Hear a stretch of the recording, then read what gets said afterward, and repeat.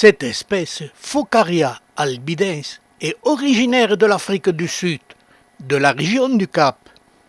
Elle se présente sous forme de petites rosettes ne dépassant pas les 4 cm de diamètre, qui deviennent de couleur vert grisâtre quand la plante se met au repos. Les feuilles se développent toujours par paires avec des protubérances à leur bordure. Elles sont blanchâtres et toujours par nombre de 5. C'est le critère le plus important de l'espèce pour pouvoir l'identifier. Sur les jeunes feuilles, ces protubérances sont plus ou moins parfois terminées à leur sommet par une prolongation en forme d'aiguillon qui se desséchera rapidement et donnera à cette espèce cet aspect trapu qui permettra de l'identifier facilement, car elles se ressemblent beaucoup et sont très proches les unes des autres. Autre difficulté qui les font ressembler aux autres espèces, quand elles se développent, elles prennent cette teinte verdâtre, ce qui augmente la confusion et la difficulté d'identification, car les espèces des Phocaria ont toutes des fleurs jaunes, mais il existe aussi quelques sujets aux fleurs blanches, tout en étant de la même espèce, ce qu'on appelle des albinos. Cette particularité est très courante dans le monde végétal et dans de très nombreuses familles végétales, comme les cactacées.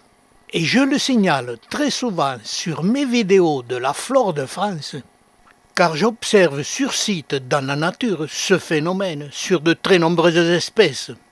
Il se présente sur des familles végétales très différentes.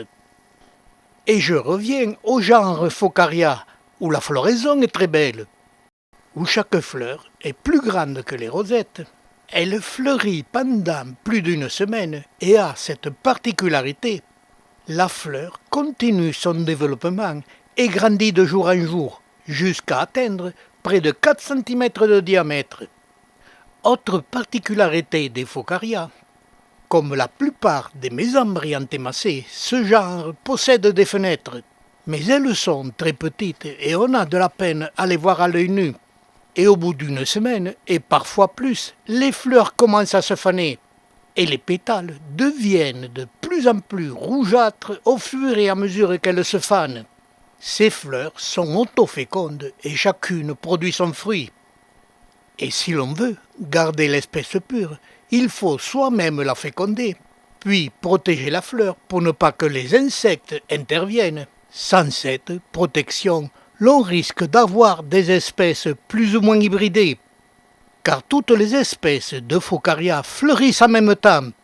Mais il faudra attendre 5 à 6 mois pour que les fruits sèchent, puis l'on pourra récolter les graines. Et les semis des Phocaria est facile.